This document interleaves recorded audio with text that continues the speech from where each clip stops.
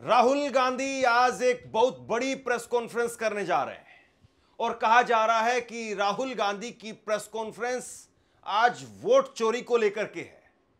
आज प्रधानमंत्री नरेंद्र मोदी का जन्मदिन भी है। जन्मदिन की प्रधानमंत्री नरेंद्र मोदी को ढेर सारी मुबारकबाद। वो खूब स्वस्थ रहें, मस्त रहें।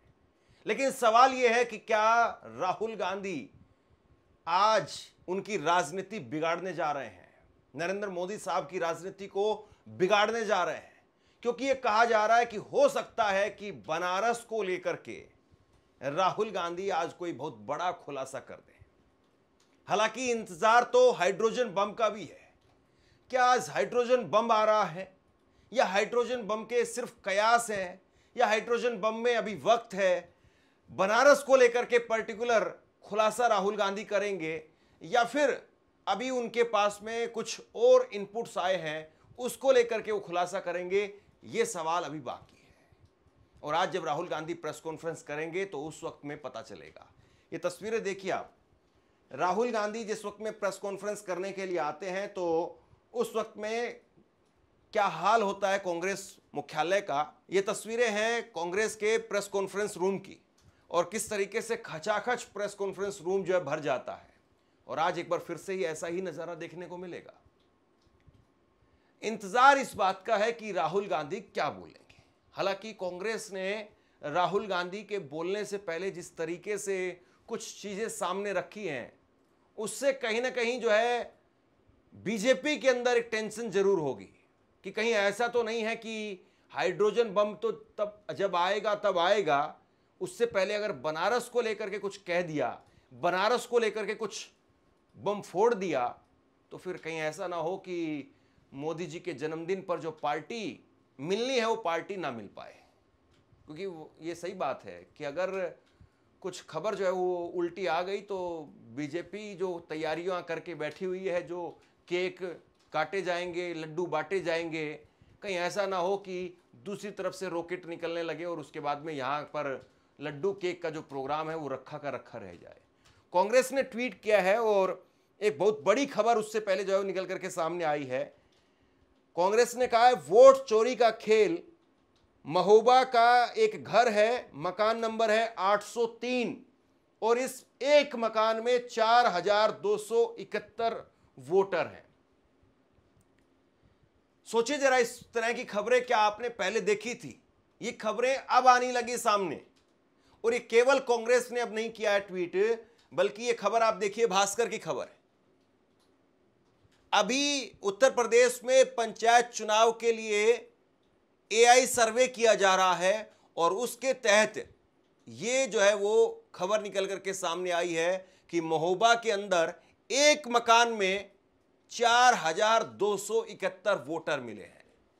ये क्या हो रहा है? ये सवाल बहुत बड़ा है। ये आखिरकार चल क्या रहा है? इस तरह से तो हमने सुना नहीं कभी भी। ये होता था कि ठीक है हमारे 10 वोट हैं तो हमारे घर में अब जो है 5 ही वोट आई है, या किसी की 5 वोट होती थी तो पता चलता था कि पत्नी की वोट कट गई है, मम्मी की वोट कट गई है, मेरी और पापा की आई है, ये पता चलता था। या ये पता चलता था कि हमारे पूरे परिवार की वोट कट गई है, या फिर ये पता चलता था कि ठीक है हमारी वोट जो है वो, मेरी वोट वो इस वार्ड में आई है और पत्नी की उस वार्ड में भेज दी है। इस तरह की जो है धांधलियां सामने आती थी या इस तरह से गड़बड़ियां सामने आती थी। लेकिन 2-2 हजार 4-4 हजार वोटर एक ही घर में मिल रहे हैं, ये ताज्जुब की बात है भैया। आप 00 अगर मकान नंबर लिख दें तो भी समझ में आता है कि मकान नंबर नहीं पता होगा इसलिए शायद जो है ये हो गया होगा। लेकिन एक ही घर में आप लिख दे रहे हैं। और सबसे बड़ी बात यह है, मकान नंबर 9697 महोबा का 997 जो मकान नंबर है उसमें 185 वोट मिले हैं। ये अनुसूचित जाति का जो है वो मकान है और यहां पर इसी मकान के अंदर ब्राह्मणों के भी वोट हैं, इसी मकान के अंदर मुस्लिमों के भी वोट हैं। ये क्या हो रहा है भी? और राहुल गांधी इसको लेकर के सोचिए कि अगर खुलासा करेंगे तो फिर कहीं वाकई ऐसा ना हो कि मोदी जी के जन्मदिन की पार्टी वो फीकी पड़ जाए। कांग्रेस ने ट्वीट करके लिखा है कि यूपी के महोबा में वोट चोरी का खेल। मकान नंबर 803 में 4271 वोटर हैं, मकान नंबर 996 में 243 वोटर हैं, मकान नंबर 997 में 185 वोटर हैं। चुनाव आयोग और नरेंद्र मोदी ने देश भर में वोट चोरी का कारनामा किया है, जो लगातार सामने आ रहा है। आज देश कह रहा है वोट चोर गद्दी छोड़। मतदाता सूची देखी, जब मैंने उस मतदाता सूची में देखी कि 96 में 246 मकान संख्या दर्ज है, हम मात्र 6 लोग वोटर हैं उस एक मकान में। ये इतने दर्ज कहाँ से हो गए? ये BLO साहब से लोगों को दर्शाया गया आपके मकान? 250 लोगों को दर्शाया गया, कम से कम 246 लोगों को दर्शाया गया 96 में, तो 97 में अलग है।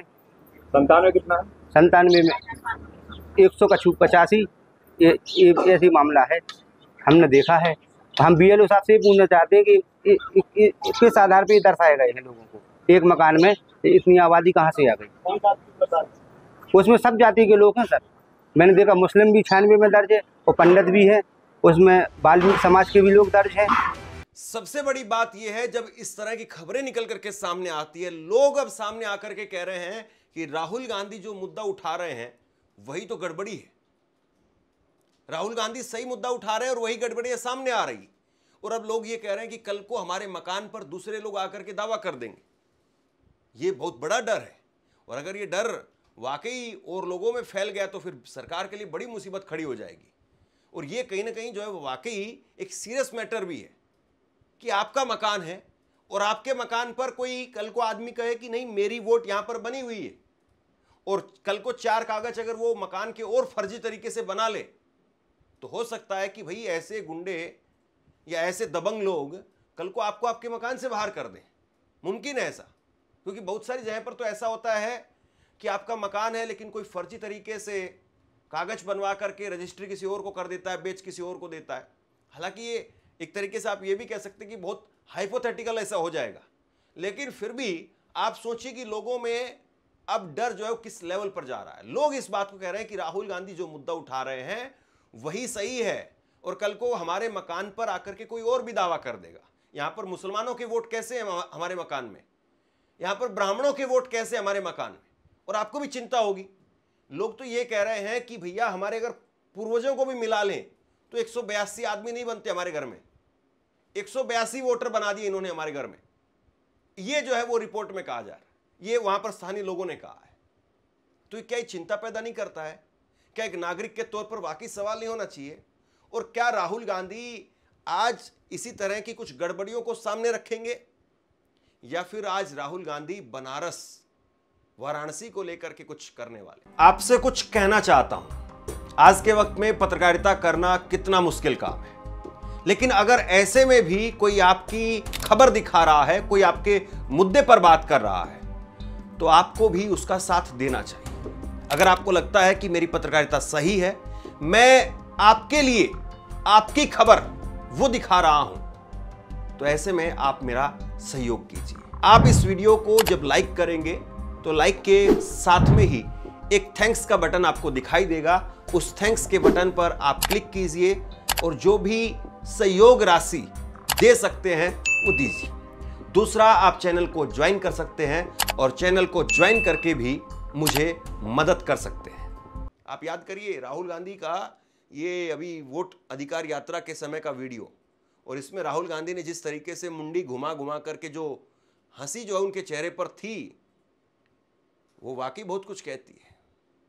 राहुल गांधी उन्होंने कहा कि हम केवल महादेवापुरा पर नहीं रुकने वाले हैं, अभी आप इंतजार कीजिए, हम एक एक क्षेत्र को, एक एक संसदीय क्षेत्र को, विधानसभा क्षेत्र को दिखाएंगे। और इसी बीच में सामने से आवाज आती है, नीचे से जो सामने लोग बैठे हुए थे वो आवाज लगाते हैं कि बनारस के अंदर, और उसके बाद राहुल गांधी हंसते हैं।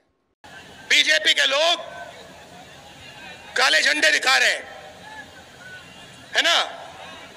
अब मैं बीजेपी से कहना चाहता हूं, अच्छी तरह सुन लीजिए, बीजेपी के लोग अच्छी तरह सुन लीजिए।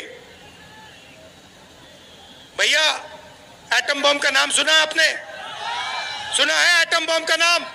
उससे बड़ा क्या होता है? उससे बड़ा क्या होता है? एटम बम से बड़ा हाइड्रोजन बम होता है। होता है नहीं होता है? माधवपुरा में हमने एटम बम दिखाया था।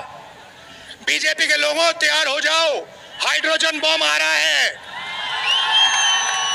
हाइड्रोजन बम आ रहा है, तैयार हो जाइए।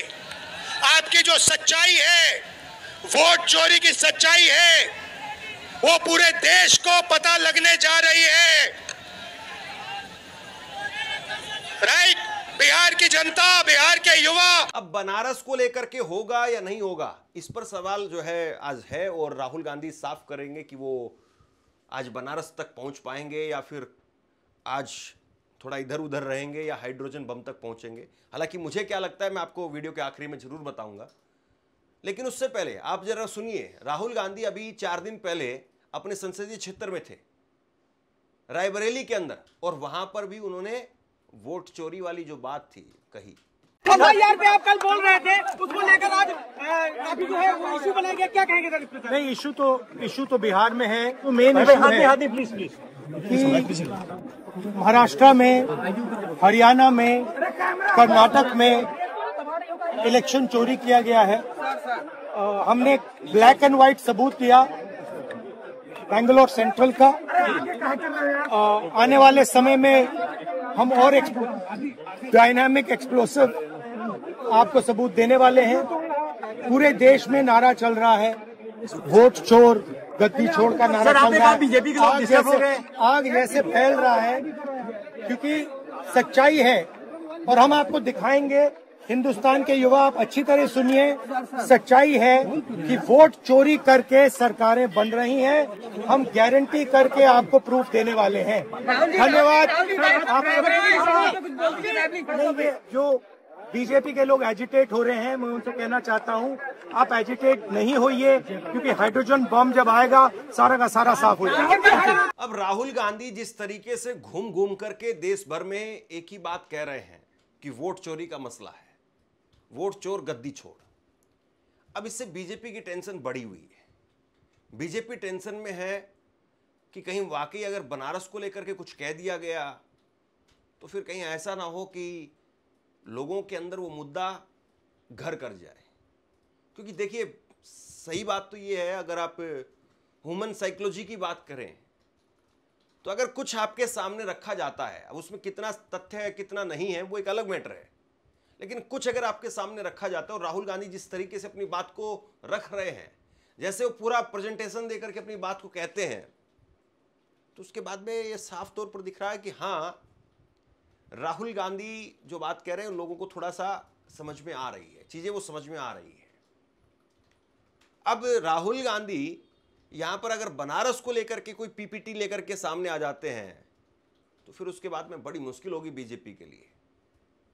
और वो हाइड्रोजन बम अगर राहुल गांधी का तैयार हो गया है तब तो फिर वाकई जो है वो बड़ी मुसीबत जो है वो बीजेपी के लिए खड़ी हो जाएगी। बीजेपी के लोग अच्छी तरह सुन लीजिए। भैया, एटम बम का नाम सुना आपने? सुना है एटम बम का नाम?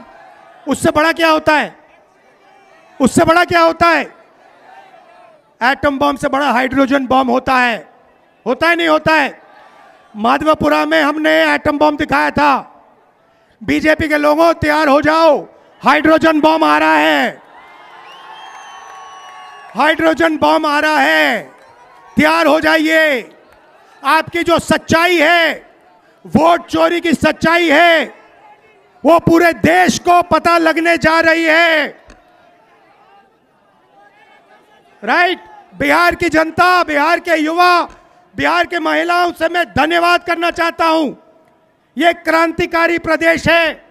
इसने पूरे देश को मैसेज दिया कि वोट चोरी नहीं होने देंगे। और ये जो आपने बिहार में किया है, हमारी जो मदद की, ये पूरे देश में फैल गई है, कोने कोने में फैल गई है।